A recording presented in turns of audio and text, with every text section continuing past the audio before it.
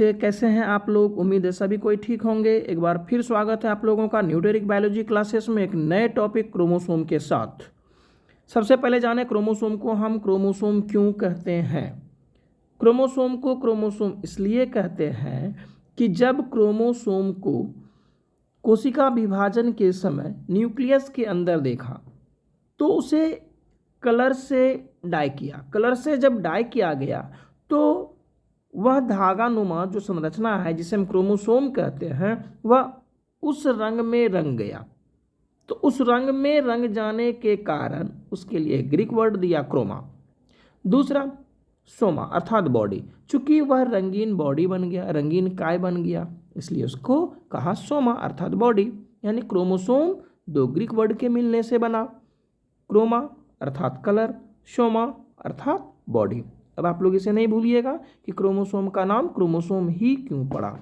चलिए अब जानते हैं कि 1875 ईस्वी में कोशिका विभाजन के समय सबसे पहले इसे स्ट्रासबर्गर ने ही देखने का काम किया था। लेकिन इसके विस्तृत अध्ययन जो है उसके स्ट्रक्चर के बारे में, किस कोशिकाओं में इसकी संख्या कितनी होती है, किस जातियों में इसकी संख्या कितनी होती है के बारे में जो अध्ययन हुआ वह 1888 में वाल्डेयर नामक वैज्ञानिक ने किया था। ठीक है, चलिए उन्होंने यह बताया कि प्रत्येक जाति में इसकी संख्या निश्चित होती है, लेकिन अलग अलग जातियों में इसकी संख्या भी अलग अलग होती है। एज फॉर एग्जाम्पल, अगर इसकी संख्या सबसे कम एस्केरिस नामक जीव में होता है मात्र 2, जबकि ओफियोग्लोसियम नामक पौधे की अगर बात करते हैं तो उसमें इसकी संख्या होती है 1260। क्लियर। लेकिन यह मनुष्य के आरबीसी में नहीं पाई जाती है, एब्सेंट रहता है। ठीक है, याद रखना है इसको ऑब्जेक्टिव के लिए कि जितने भी स्तनधारी हैं उनके आरबीसी में क्रोमोसोम नहीं पाई जाती है। Objective question. चलिए अब जानते हैं आगे। क्रोमोसोम की लंबाई लगभग 0.5 से लेकर के 30 माइक्रोमीटर तक होती है। अब समझते हैं क्रोमोसोम किसे कहते हैं, इसका क्या परिभाषा है। कोशिका के केंद्रक में मौजूद धागे जैसी संरचना जो स्वप्रजनन और कोशिका विभाजन के समय अपनी आकृति और कार्यात्मक विशेषताओं को बनाए रखता है को हम गुणसूत्र अर्थात क्रोमोसोम कहते हैं।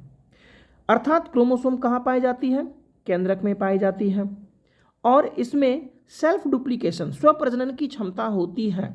अर्थात कोशिका विभाजन से पहले क्रोमोसोम में स्वप्रजनन की क्षमता होती है, और जब कोशिका का विभाजन होता है तो उस समय यह अपने आकारिकी को, कार्यात्मक क्षमताओं को बरकरार रखती है। ठीक है, जानते हैं कि क्रोमोसोम कितने प्रकार का होता है। ठीक है, तो क्रोमोसोम में उपस्थित होता है सेंट्रोमियर, और सेंट्रोमियर के स्थिति के आधार पर यह 4 प्रकार का होता है। टीलोसेंट्रिक, एक्रोसेंट्रिक, सबमेटासेंट्रिक और मेटासेंट्रिक। टीलोसेंट्रिक, इसमें गुणसूत्री क्रोमोसोम के शीर्ष पर सेंट्रोमियर स्थित होता है, जिसके कारण यह छड़ के आकार का होता है। दूसरा एक्रोसेंट्रिक, इसमें क्रोमोसोम के शीर्ष से थोड़ा नीचे एक सेंट्रोमियर होता है, जिससे गुणसूत्र की एक भुजा बहुत बड़ी और एक भुजा बहुत छोटी हो जाती है। समझ में आ गई बात। यानी गुणसूत्र में 2 भुजा दिखेगा, एक भुजा कैसा दिखेगा, बहुत छोटा, और दूसरा भुजा क्या हो जाता है, बहुत बड़ा हो जाता है। ठीक है, इसको हम लोग क्या बोलते हैं, एक्रोसोम। तीसरा सब मेटासेंट्रिक, देखिए नाम से मतलब है सब मेटासेंट्रिक। मेटा मतलब होता है मिडल, मिडल, अर्थात मिडल से थोड़ी दूरी पर कौन होगा, सेंट्रोमियर होगा, जिससे क्रोमोसोम की आकृति में डबल आर्म्स होगा, लेकिन एक आर्म्स थोड़ा बड़ा और एक आर्म्स कैसा होगा, थोड़ा छोटा होगा। ठीक है, और यह असमान आकृति की दिखाई देती है, और जब इसे हम देखते हैं तो कभी कभी यह अंग्रेजी के एल के समान भी दिखाई देता है। ठीक, मेटासेंट्रिक, मेटासेंट्रिक मतलब मेटा मतलब मिडल, अर्थात क्रोमोसोम के ठीक मिडल में, बीचों बीच में क्या चीज़ होगा? सेंट्रोमियर। तो इससे क्रोमोसोम कैसा दिखेगा भाई? दो समान भुजाओं का दिखेगा, दो बराबर भुजाओं का दिखेगा, जिससे कभी कभी इसकी आकृति जो है अंग्रेजी का जो भी लिखते हैं ठीक उस तरह से हो जाता है। क्यों? क्योंकि अंग्रेजी का भी जो लिखा जाता है दोनों का समान लंबाई होता है और मिडिल में पॉइंट में इसका क्या हो जाता है? सेंट्रोमियर। तो सेंट्रोमियर की स्थिति के कारण यह अंग्रेजी के भी आकृति की दिखती है। क्रोमोसोम की संरचना का अध्ययन माइटोसिस डिवीजन के मेटाफेज स्टेज में किया जाता है। ठीक है, जब क्रोमोसोम को लाइट माइक्रोस्कोप के अंतर्गत अध्ययन किया जाता है, लाइट माइक्रोस्कोप के अंतर्गत जब देखा जाता है तो हम पाते हैं क्या कि क्रोमोसोम का जो बाहरी संरचना है वह पेलिकल कहलाता है। ठीक है, इसी पेलिकल के द्वारा क्रोमोसोम जो है घिरा हुआ रहता है और इसके अंतर्गत में जो है निम्न संरचनाएं पाई जाती है, जो हम लोग फिगर में भी देख रहे हैं। एक एक करके हम लोग इसके बारे में अध्ययन करते हैं। सबसे पहले इसमें क्रोमोनीमा, यह क्रोमोनीमा जो है प्रत्येक क्रोमोसोम के भीतर में ये जो जालिका नुमा कुंडली, पूरा कुंडली के समान जो ये रचना देख रहे हैं, पूरा का पूरा कुंडली के समान जो रचना बना हुआ है, इसी कुंडलित संरचना को क्या कहा जाता है? क्रोमोनीमा कहा जाता है। अर्थात प्रत्येक क्रोमोसोम के भीतर का कुंडलित तंतुनुमा रचना क्रोमोसोम कहलाता है। दूसरा क्रोमोमियर्स। क्रोमोमियर्स का मतलब होता है कि क्रोमोसोम जो है इसके अंदर में जो क्रोमोनीमा पाई जाती है उसी क्रोमोनीमा के संपूर्ण लंबाई पर मोती के समान बिट्स लाइक स्ट्रक्चर उपस्थित होता है, जिसे क्या कहते हैं? क्रोमोमियर्स कहते हैं। और इस क्रोमोमियर्स का व्यास लगभग 0.5 से 2 माइक्रोन तक होता है। ठीक है, इसके बाद आता है सेंट्रोमियर। इस सेंट्रोमियर को प्राइमरी कंस्ट्रक्शन भी कहा जाता है। अर्थात क्रोमोसोम का जो संपूर्ण लंबाई होता है उस संपूर्ण लंबाई में क्या होता है कि दो भुजा में बटा रहता है, तो दोनों भुजाओं को जोड़ने का स्थान जो होता है उसी स्थान पर सेंट्रोमियर पाई जाती है और वहीं पर जो कंस्ट्रिक्ट सिकुड़ी हुई भाग होती है उसे ही प्राइमरी कंस्ट्रक्शन कहा जाता है। अर्थात क्रोमोसोम में दोनों भुजाओं के जो मिलने का स्थान होता है उसी स्थान पर क्या उपस्थित होता है? सेंट्रोमियर। और उसी कंस्ट्रिक्टेड एरिया, संकीर्ण जगह जो होता है उसे ही क्या कहेंगे हम? प्राइमरी कंस्ट्रक्शन कहते हैं।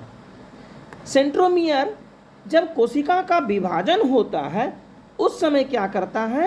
यह स्पिंडल फाइबर को जोड़ने का स्थान प्रदान करता है तथा क्रोमोसोम को एक निश्चित आकृति भी प्रदान करती है। हम पिछले पढ़ चुके हैं कि सेंट्रोमियर के स्थिति के आधार पर ही क्रोमोसोम का जो आकृति होती है वो 4 आकृति की होती है। ठीक है, इसके बाद सेकेंडरी कंस्ट्रक्शन, अर्थात प्राइमरी कंस्ट्रक्शन के अतिरिक्त एक भी संख्या में हो सकता है, 2 संख्या में भी हो सकता है, इससे अधिक भी हो सकता है। तो प्राइमरी कंस्ट्रक्शन के अतिरिक्त जितने भी कंस्ट्रिक्टेड एरिया होती है, जितने भी संकुचित स्थान होती है, उन सभी को हम क्या कहते हैं? सेकेंडरी कंस्ट्रक्शन कहते हैं। और सेकेंडरी कंस्ट्रक्शन के द्वारा ही न्यूक्लियस के अंदर में क्या पाए जाते हैं? न्यूक्लियोलस, अर्थात केंद्रक के अंदर में केंद्रिका होती है। तो उस केंद्रिका का जो निर्माण होता है वह सेकेंडरी कंस्ट्रक्शन के द्वारा ही होता है।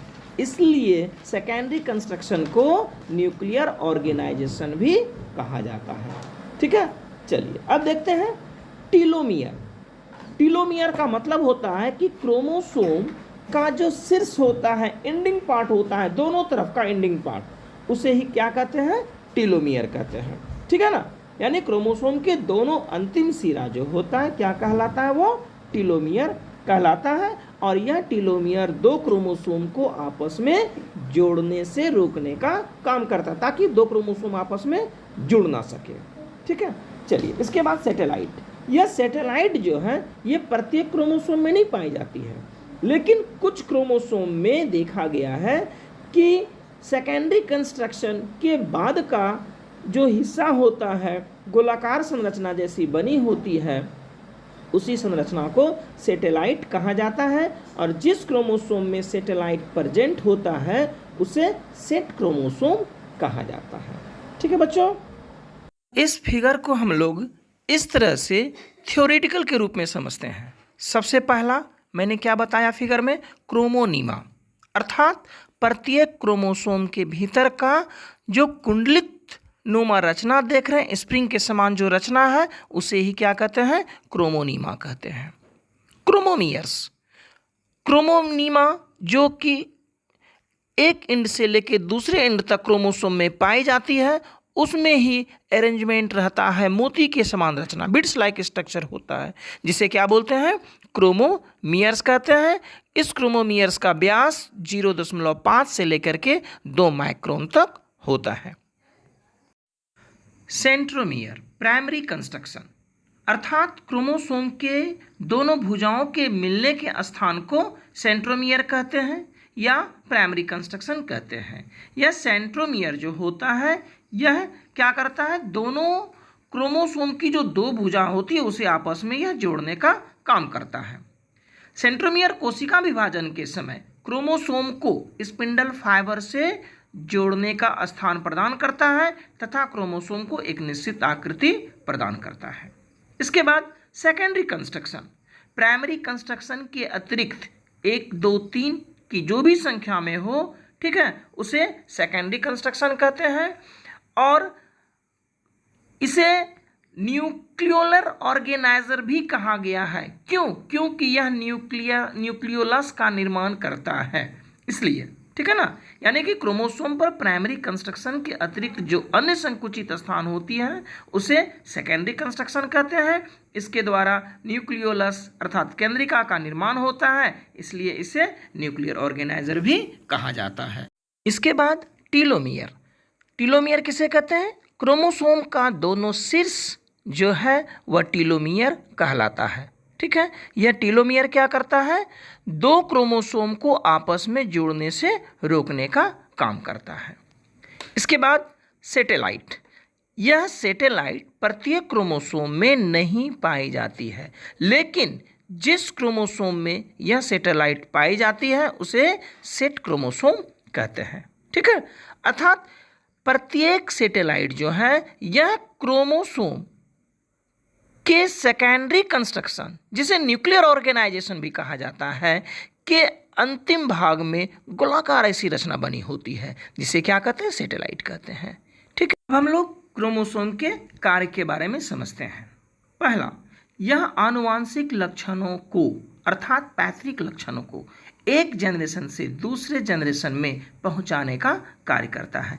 यह जस्ट लाइक व्हीकल होता है।